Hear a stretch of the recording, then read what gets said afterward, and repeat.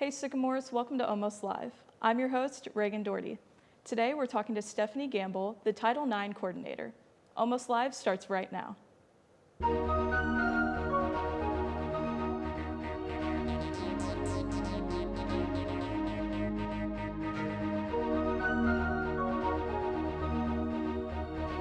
Five, 4, 3, 2, 1.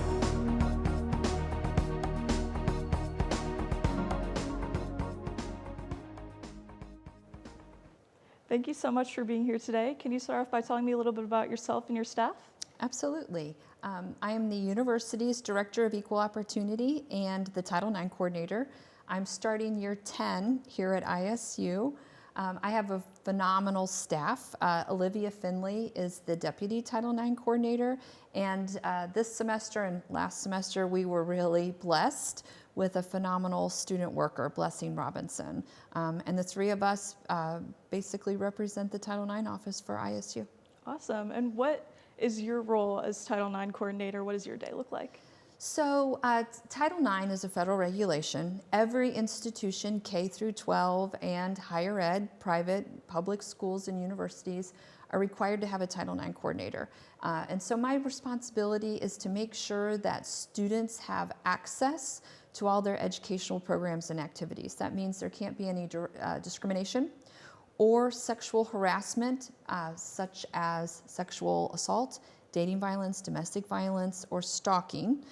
So a lot of my time is spent doing campus trainings and presentations. I feel really lucky when people ask me to come back year after year and talk to their students, faculty, and staff. So I do lots of training and presentations. We want people to know what ISU's expectations are and what our policies are, and also how to report things that happen to them. And then some of the supportive services that are available to them if something were to happen. So a lot of my time is spent maybe reading reports from people, scheduling meetings, talking to people about what's happened, and then ultimately trying to get them connected to services and resources so that they don't have any obstructions in their path to their education or their opportunities. Yeah, this is a very important resource to have. What kind of services does Title IX give to students? Yeah, absolutely. So really our job is to help connect students to anything that they need that will help them progress. So for example, maybe something has happened to somebody and they want to pursue a formal complaint through our office.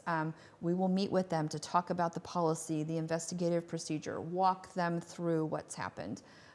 We also, sometimes students may not want to talk to us. Maybe they want to talk to somebody confidentially, so we can get them connected to our campus victim advocate. That's Kimbra Pinnell, and then she has a volunteer staff of other individuals. So there's someone on call 24/7, 365.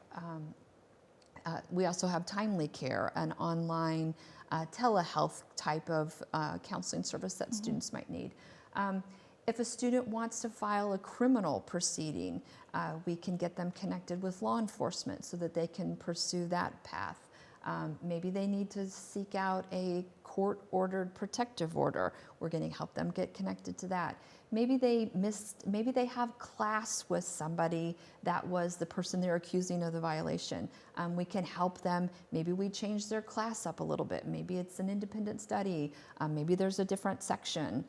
Those are the kinds of things. Maybe something's happening in the residence halls and they want to change their space. Like, we can help facilitate all those things. But then on the flip side, our responsibility is to ensure due process and make sure that all the processes are fair.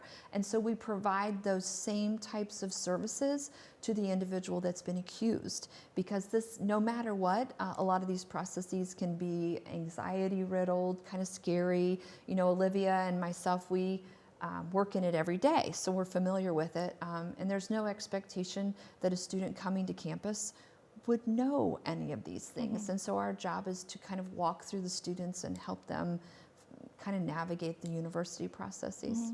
Now, how do you make a report? What's the easiest way to go about that? The Department of Education wants it to be as easy as possible for anyone to report. So you can self-report if something's happened to you.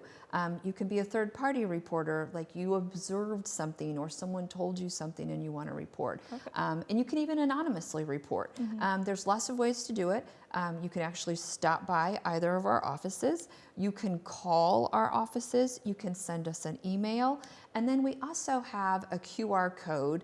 Our Policy 923 resource card, they're kind of sprinkled all over campus. So we've got them in the Student Counseling Center, in the police department, all the dean's offices, at the rec center. We try to make sure that our Policy 923 card is everywhere. And there's a QR code on it, so you could even report from your phone. ISU is a mandatory reporter school, and so if you were to tell an employee who's a mandatory reporter something that happened to them, they are required to report that to our office. And so by telling your RA, by telling a faculty member, that does it. That's enough to get that information to our offices. Yeah, that's great to know. Now, can you tell me a little bit about the red zone and more about that? Yes.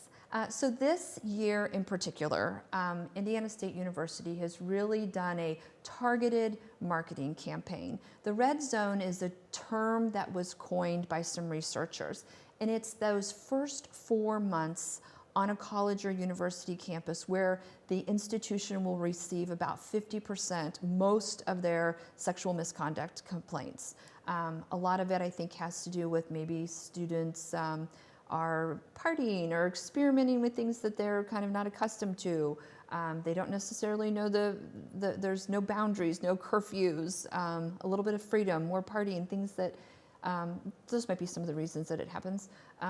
But we know this is a nationwide phenomena. It happens on every fall on every campus across the United States. And so we've done a program where we've worked with Residential Life. We've gotten some flyers into all the residence halls, in the elevators. We've worked with Sodexo so that we have some tabletop tents in all the dining areas and in the commons. And there's a QR code on there that talks a little bit about how you can be safe, how you can be a bystander. If you see something happening, how you might be able to intervene and help somebody out. That QR code takes students or anyone else that would scan it to our Sycamore Root student website. And it just has, on that site you can also see how you could report, some resources, and some information about the Red Zone. Mm-hmm. And since you're talking about events, I've heard that you've had more this month, that you have some coming up. Can you tell me about those? Yes, so that seems to be our best way to connect with students, is to get out amongst students, and it helps having a student employee that can work our social media and let the community know about what's going on. But October is Dating and Domestic Violence Awareness Month, and so we really try to do some targeted marketing campaigns and some opportunities for education and outreach. So we partner on a lot of events with CODA, the Council on Domestic Abuse, which is a not-for-profit organization within our community that helps people that might be dealing with a dating or domestic violence situation and might need a safe place to stay. They're also a certified rape crisis center. So we try to support CODA. CODA supports us. We've got a trivia event coming up, a Mythbusters event, and then to culminate the month, on October 30th, we do a program called My Culture is Not Your Costume, and My Costume is Not My Consent. And it's just some information about how stereotypes can be really harmful and destructive to people. And just because somebody is dressed a certain way doesn't give you permission to do anything to them. And so it's a really good program. Okay. And if students want more information from Title IX, who can they contact? They could contact me, Stephanie Gambill. You can go to our website, you can stop in our offices, or Olivia Finley's located in the Arena building, in the old section of the Arena building, room B83. All right, well, that's all the time we have for today. Thank you so much for joining us. If you have any suggested guests for Almost Live, send us an email at isu-sycamorevideo@indstate.edu, or like us on our Facebook page at Sycamore Video-ISU Student Media. See you next week, Sycamores.